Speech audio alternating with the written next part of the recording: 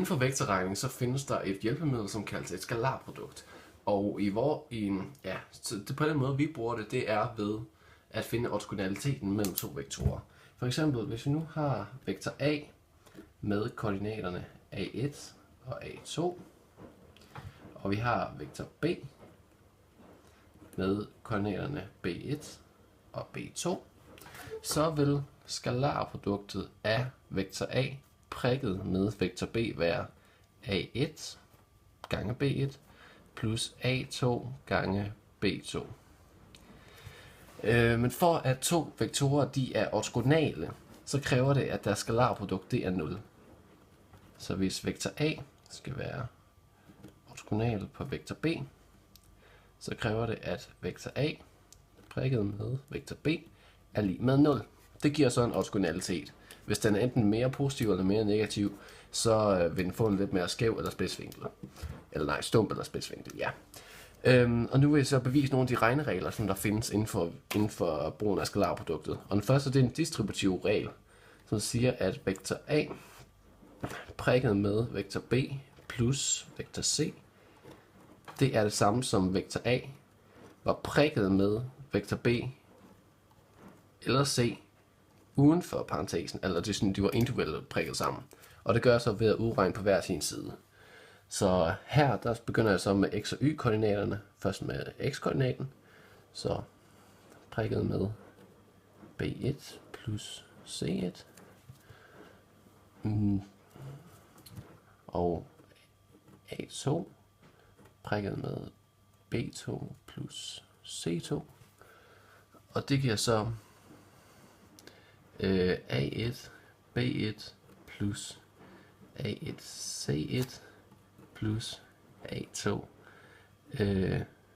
b2 plus a2 c2. Bum. Yes, det var så det på den ene side her. Og bagefter så gør jeg det så på den anden side her.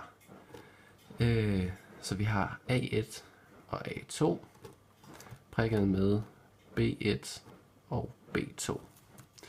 Og det samme med a1, a2 prikket med c1 og c2.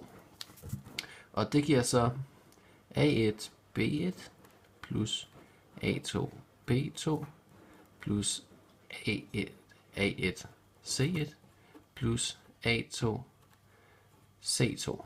Yes. Og derfor så er jeg nu bevist den distributive regel inden for skalarproduktregning. Eller ja, brugen af skalarproduktet. Og nu vil jeg så bevise en sætning, hvor man kan finde vinklen mellem to vektorer.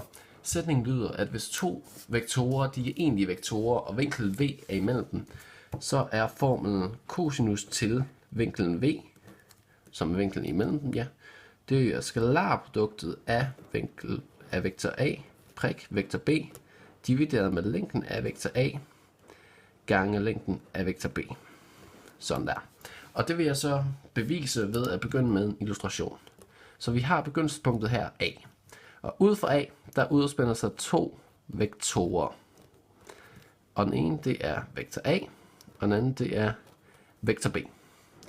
Og de har så et slutpunkt C og et slutpunkt B. Og mellem B og C, der udspænder sig en ny vektor, som er vektor A minus vektor B. Og jeg ønsker jo så at finde vinklen V, som er her ved begyndelsespunktet A. Og da jeg nu har tre sider her i den her trekant, så ønsker jeg at bruge cosinusrelationen til at finde vinklen V. Og cosinusrelationen, det lyder generelt, cosinus til V er lige med de to sider, som danner vinklen plusset sammen i anden, minus den modstående side i anden. Og så divideret med de to sider, som danner vinklen gange 2. Så nu indsætter jeg alle værdierne ind i formlen.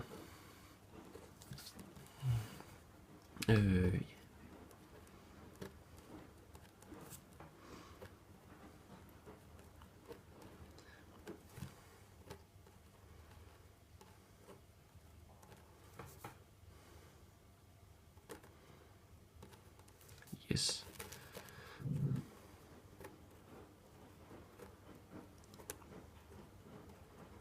Sådan der. Så har vi så den her lidt dårligt opskrevet formel her.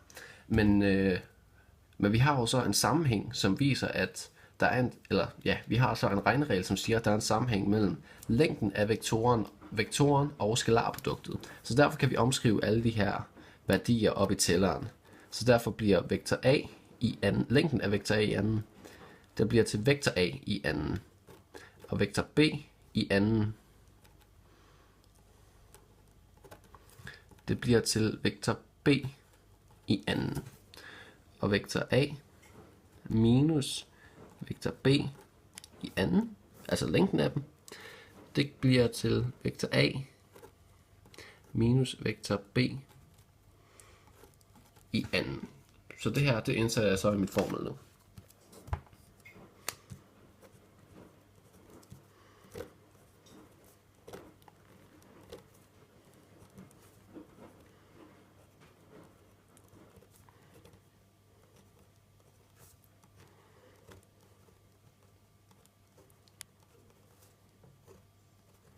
Sådan der. Og så divideret med 2 gange længden af vektor a gange med længden af vektor b. Sådan der. Så har vi så det her. Men vi ønsker så at skrive den her parentes ud her. Og der vil vi så bruge en distributiv lov, som jeg så har vist heroppe, som vil sige,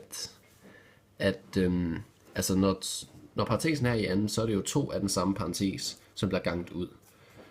Så det vil være ligesom her. Men i princippet så vil det være at gange vektorerne sammen enkeltvis, at det vil være præcis det samme. Så derfor skriver vi vektorerne sammen enkeltvis. Så vektor a, vektor a plus vektor a, prik minus vektor b, plus minus vektor b, prik vektor a, plus minus vektor b, prik minus vektor b. Og det giver så vektor a i anden plus vektor b i anden minus 2 gange skalarproduktet af vektor a prikket sammen med vektor b. Og det ligner jo så resultatet fra anden kvadratsætning, som siger, at det første led i anden plus det andet, at resultatet giver første led i anden plus andet led i anden minus det dobbelte produkt. Og de her værdier, det sætter vi så ind i stedet for parentesen.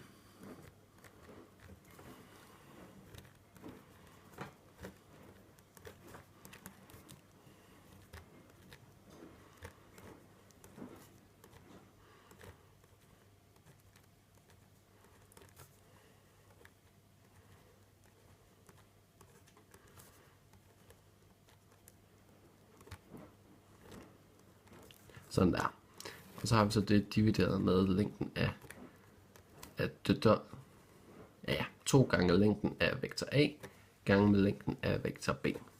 Sådan der. Og så, hvis vi så ophæver parentesen, så kan vi så se, at der er nogen af vektorerne, som går ud med hinanden.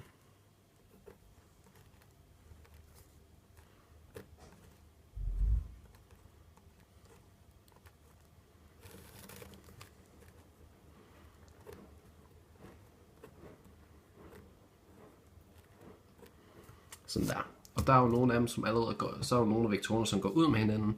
Så vektor A går ud med hinanden, vektor B går ud med hinanden, ja. Der skulle være nogle streger, ja. Eller der skulle lige være en pil her.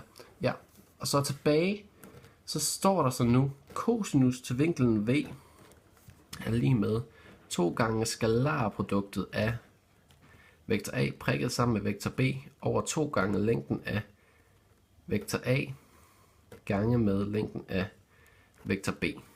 Og når vi så har de her totaller her, så går de jo ud med hinanden. Og til sidst, så står der så den formel, som vi så skulle bevise.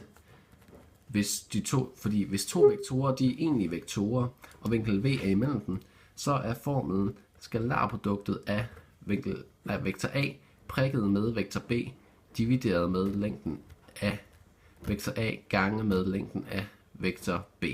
Og dermed så har jeg bevist, så har jeg bevist sætningen, og hvordan man kan finde en vinkel mellem to vektorer.